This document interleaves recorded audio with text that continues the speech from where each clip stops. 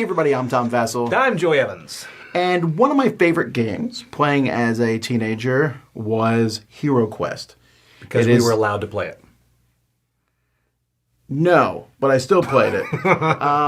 Hero Quest was one of the first dungeon crawls as a board game that's out there. Still very well known. Yep. Just do a search to see what's great about Hero Quest. Everything. Everything. Not quite true. I don't think it has aged particularly well. No. I think there's a lot of problems with it, and it's very lucky. But, I know people still like it. Well, this game that we're reviewing today, Dungeon Saga Origins, the Legendary Edition, is definitely Legendary? homage to Hero Quest. Yeah. And that's the kindest thing, because it is almost... Blatant ripoff? No, because, there's a lot of changes, right? There are. But it definitely is heavily inspired by that. But if you don't even know what I'm talking about, let me show you a little bit about how the game plays. In this game, you're going to be going through a campaign booklet. The campaigns, each campaign shows a map, which shows you where everything goes, gives you some special rules. The campaign booklets are done in order. So you'll start with one of them and lead on to the next one. And you can see the maps here are smaller than the other one. And so one person plays a Dungeon Master, although the game does have a way for you to play against basically an AI. And that person will build the board. And then you are going to be going through the board with your heroes. The game comes with tons of miniatures, both for the heroes and the different monsters. You can see some really big giant monsters here. But the bad guy is only going to reveal what you can see in any particular room. There will be little tokens represent doors and treasure chests, but for the most part, you'll have walls here and maybe there's a door to go through. This is a hero card where you'll keep track of your health. It tells you how far you can move, your melee attack, your ranged attack if you have any, and your defense, and then a special ability that you can use, and almost every special ability is a once per game. The bad guys have similar things here on them, and they also have a damage target, which is how much damage you need to do to take them out. So let's say Olaf here is going to try to attack this dwarf. On your turn, players are going to be able to basically move and attack, and they can do those things in any order that they want. And so, let's say he attacks. He's attack of 5. He'll roll 5 dice here. The dwarf has an attack of 4, so the dwarf rolls back. Then you put matching dice next to each other, like this. Now, the dwarf has a defense of 3, which means anything that's a 3 or less is out, doesn't even count. You then compare dice. 6 beats 5, 6 beats a 5, 4 beats a 3. So Olaf does 3 damage. That's higher than the damage target of the dwarf, so he'll take the dwarf out. Now, if the dwarf was attacking Olaf and they succeeded, they would just do 1 wound. The heroes can only ever take 1 wound. If the hero takes enough wounds to take them out, they are knocked out, but they give a token to the overlord player. Ranged attack is pretty much the same, except you can shoot. And so you're going to use a different one. So she would use her 4 ranged here. The skeleton would only be defending with 2. And the skeleton, again, has a defense of 1. So any 1s would be removed, but there is no 1s. And once again, that's 2 hits, although the skeleton archer only has a damage target of 1. So they are out. There's several heroes included with the game. There are even some major big enemies that you will fight. But that is what you're going to be doing, going from room to room until you accomplish your goal or until one hero is completely killed, which means they've been knocked out and then knocked out again. Players can also search for traps. There might be traps listed on there, or they can just search the room in general, which will cause you to draw the top exploration card and get whatever it is. A stash of gold can be good, a bag of gold, but sometimes you are attacked or bad things will happen from this pile of exploration cards. There's much more things going on, I suppose. There is equipment cards that players can buy with the gold that they've collected in between games. That will give you a few extra abilities. Then you go to the next mission, you just go through like a campaign. After the campaign, it gives you the conclusion.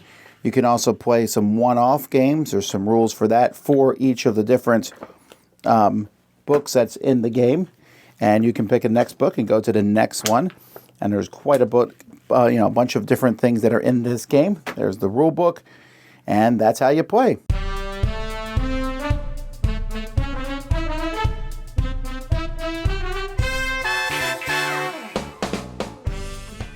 All right, so this game's from Mantic, and like Mantic, to me, I never thought of them. I don't think of them as a great design company. I just don't. Right. But I do think their component quality is pretty good, and I like the miniatures in this. I do too. I thought the card art's fine. I mean, it definitely has a nostalgic feel to it. It's not like snappy modern art. It's the art's it looks a little dated, and it's also very generic. But I mean, it's based on HeroQuest, which was also generic. Right. Hey, I got a human barbarian and a dwarf, this, and the elf ranger. I'm like, oh, really? An elf ranger? Are you kidding? I've not seen that before. Then you got the monster skeleton, zombie. Yeah. Yeah, so it's very in that. And the dice, I really thought the dice were good quality, particularly. Oh, I agree. And I like, the sculpts are better than HeroQuest. HeroQuest came out in the 80s. Well, even the new one. Better be, okay. Right? Even the newer one. I don't know. I think they're fine. Again, they would probably look better painted. Of course. I wish they had done the heroes in a different color. That's something HeroQuest did do, where the heroes were like a beige, right, while the enemies were gray. Yep. Because sometimes on the board, we have occasionally, there's enemy dwarfs. And then you're using a dwarf, occasionally you're going to move the wrong person. Right. Yeah. So gameplay. The game is really simplistic. They have I don't remember if I put it in the top of here or not, but there's like a 2-page tutorial. Yeah, here it is. A 2-page tutorial that just basically is like, here's how you fight. And you go through this, and you're like, oh, okay. And you're done. Let me see what else there is in the game. This is like 90% of the game. That's it. You jump in really quick. Now, as far as the fighting mechanic is a bit different than HeroQuest. Yeah, and I don't know that I love it. No. I think it's fine. It feels convoluted for the sake of convolution. And that's the thing. It feels fiddly because it is like the risk mechanic type thing, but it's just, I like the HeroQuest more straightforward, although it's less forgiving. But I will tell you one thing I do like is that front-facing arc that they do in this, where you can only, at the end, you turn your person and wherever he is facing is who you can attack. And then you can also get hit from behind and your defense dies down. Yeah. That adds a different element that HeroQuest didn't have. I still don't know how I feel about the combat, though. I just feel like by rolling the dice, and sometimes you're like, fight. We're doing several in a row. Oh, yeah. I would just rather have rolled some dice, and then you instantly see who hits. Here you don't see who hits. You tie things up. I like the defense getting rid of the low hits. Sort of. It doesn't really matter, because those low hits usually don't hit anyway. Right. But it's interesting. Higher defense can really be powerful, like 4 defense, whatever. Then you start taking stuff out. So the combat mechanism, and the reason I'm talking so much about it is because that is the game. That's all. Well, yeah. Majority of it. And that's what I think this game comes down to. It is a dungeon crawl that I think, even though this one, adults could play it, it's going to be aimed at kids mostly, because when you go through any particular crawl, you're going to fight 3 or 4 different monsters. A lot. You're going to open a room and be like, it's skeletons. Again. It's skeletons and a zombie. I remember the first time I pulled a ghost out, you were so excited because it was a different enemy. Yeah, it's a tougher enemy, but I'm like, yes, something different, finally. Yeah, I don't know that I love that. I just felt, it's fine. I don't think the game's great, the dice and everything, but that sense of, woohoo, fades out to me halfway through. It's not like when you open a door to a room, you're like, wow, this room is something different. You can't wait. Okay, the one thing so you can't compare it to a harder game like Zombie Type. Like, this might be the not 1.5 HeroQuest, 1.1. There are certain things like the way furniture is high or low and things like that. And now things it doesn't do that more complex games do, like there's no switching of weapons. You just choose what you're going to use. You just pretty much, you can whatever you want. And you have a lot of one-shot stuff, which is fine. And when do you use the one-shot stuff? The spells and the feats, that's why I hate that. It's like, it's gone. It's easy as far as keeping track, but you spin it. Now, I will say this is as close to a beer and pretzel style dungeon crawl as I've ever seen. Sure, and that's the positive benefit, right? That it's not a lot of rules overhead. The things that they changed are good. The interrupt tokens, the Overlord starts with interrupt tokens, and he can play those to interrupt a Those hero's attack. are pretty funny. They are, and you have to know when to use them. Yeah. But also, anytime you die and you come back to life, the Overlord gets another one of those interrupt tokens, and then if you die a second time, well, then you're dead. But I think strategy is almost non-existent in this game. Oh, I you agree. just come in and you swing. Especially like searching a room. It could be anything from a big monster shows up and slices at you to you found a really cool item. Right. It's That's it. so random. It is. And it gives you the same feel. It's for kids, I think, or families. I don't say kids, not a kids game. But for families, I think I can see the charm in this. Would you buy this over Hero Quest? I would not, but I'm trying to figure out if it's because of just nostalgia. It's not nostalgia for me because, nostalgia plays a part in Hero Quest, but for me, it's all about that combat mechanism. You like I like the Hero rolling Quest the one better. dice and seeing if you hit or not. You look and see if there's hits.